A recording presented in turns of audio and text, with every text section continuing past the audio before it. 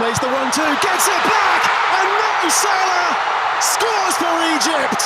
মোহাম্মদ সালাহকে দলে ফেরাতে রীতিমতো টাকার বন্যা বইয়ে দিচ্ছে তুরস্কের ক্লাবগুলো।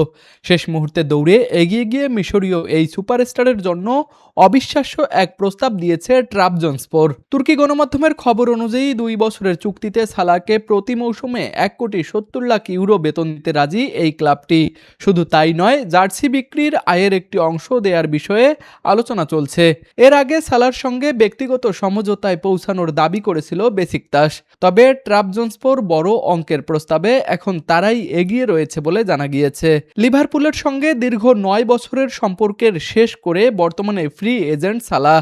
ফলে তাকে দলে নিতে কোনো ট্রান্সফার ফি গুনতে হবে না নতুন কোনো ক্লাবকে। এখন পরিবারের সঙ্গে আলোচনা করেই নিজের ভবিষ্যৎ নিয়ে চূড়ান্ত সিদ্ধান্ত নেবেন মিশরের এই তারকা। তবে একটি বিষয় পরিষ্কার, সালাহকে দলে পেতে তুরস্কের ক্লাবগুলোর মধ্যে শুরু হয়েছে বড়সড় এক লড়াই। তুষার আচার্য, স্পোর্টস ডেস্ক, RCTV।